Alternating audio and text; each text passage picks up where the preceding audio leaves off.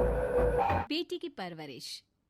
जिंदगी किसी को किस मोड़ तक ला सकती है। एक दिन कविता अपने पति से कहती है, कौन है ये बच्ची, बताते क्यों नहीं, क्यों लेकर आए हो इसे यहाँ? कविता, ये मेरी बच्ची है। माँ पापा मेरी शादी शिवानी से करने के लिए मान नहीं रहे थे, लेकिन मैं उससे बहुत प्यार करता था। अब वो इस दुनिया में नहीं है, लेकिन सन्निका की जिम्मेदारी मेरी है। इसे मैं अपने पास ही रखूंगा। कविता ये देखकर सुनकर सन्न रह जाती है।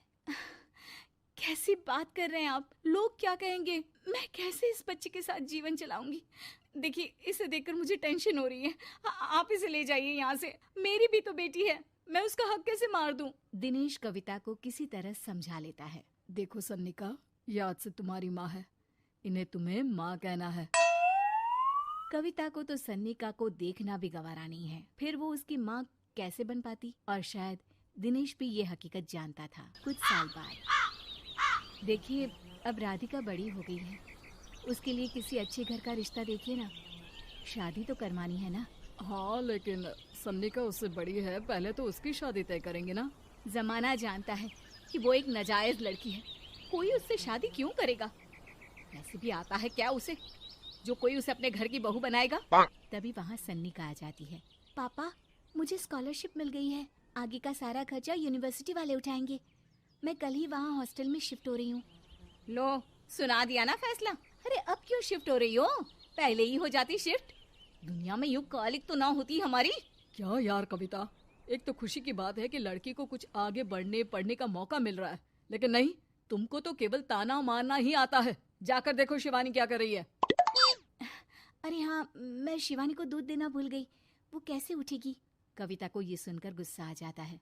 हाँ हाँ, अपनी किताबों से फुर्सत मिले तब ना। मेरी बेटी ना कुछ खाए ना कुछ पिए, यही तो चाहती हो तुम। सन्निका, जिसने कभी कविता से बात ही नहीं की थी, क्योंकि वो उसे हमेशा कोसती, वो वहाँ से बिना कुछ कहे निकल जाती है।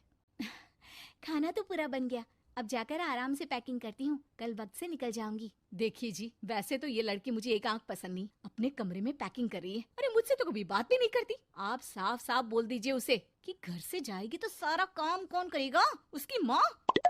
माँ का नाम सुनकर सन्निका भी वहाँ आ जाती है। नहीं, वो कैसे करेंगी, वो तो मर गई है ना। उस मनहूस औरत को मेरे घर में याद करने की कोई जरूरत नहीं है, समझी? वैसे भी ना होते हुए भी तेरी शक्ल में लगता है कि वो हमारे बीच में ही है हमेशा से। तो ठीक है ना, जब जा रही हूँ तो क्यों प्रॉब्लम हो रही है आपको? सन्निका घर से निकल रही थी। कविता ना चाहते हुए भी सन्निका को रोक लेना चाहती थी, और वजह थी सिर्फ उसकी सोशल लाइफ का डिस्टर्ब हो जाना। किटी में कविता की सहेलियाँ कहती हैं, क्या बात है, तू परेशान सी लग रही है, सब ठीक तो है ना? क्या हुआ, उस सन्निका ने फिर कोई तमाशा किया क्या? अरे नहीं नहीं, चली गई, वो तो ऑक्सफोर्ड की कोई एनजीओ है, उसकी स्कॉलरशिप मिली है। मेरा भाई बता रहा था कि उसका तो फ्यूचर ब्राइट है।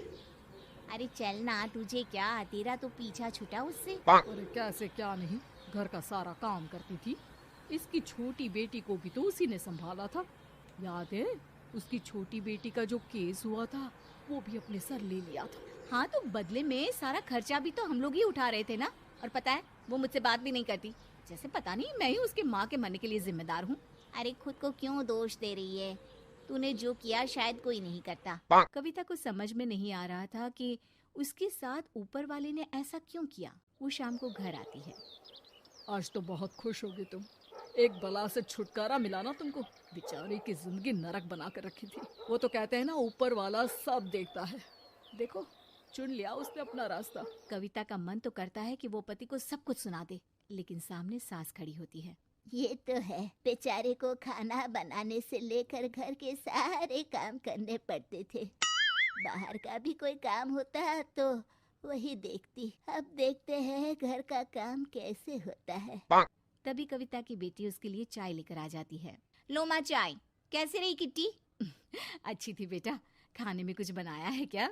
हाँ, सन्निका दीदी जैसी ही सब्जी बना दी है, आप रोटी बना लो। और हाँ, कल मैं चली जाऊंगी इलेक्ट्रिक बिल और राशन लाने के लिए। अच्छा अच्छा, पैसे मैं दे दूंगी। सन्निका कार्ड दे गई है ना? हाँ माँ, एक कार्ड तो देकर गई है। अरे चोर नहीं थी वो, मेरे बेटे का ही खून है।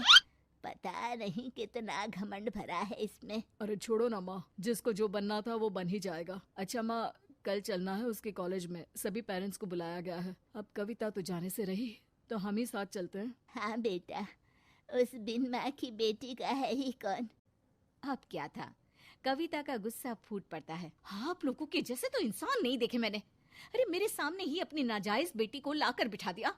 रोज मैं उसे देखती तो एहसास होता कि कैसे आपने मुझे इतना बड़ा धोखा दिया। जरा सोचिए तो, अगर ऐसा ही कुछ मैंने किया होता तो। अरे रहने दे, क्या नहीं किया तूने उसके बदले में।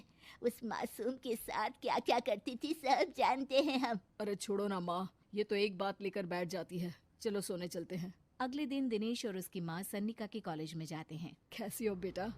मेरा नाम रोशन करना। जरूर पापा। ये ले बेटा, पैसे रख ले।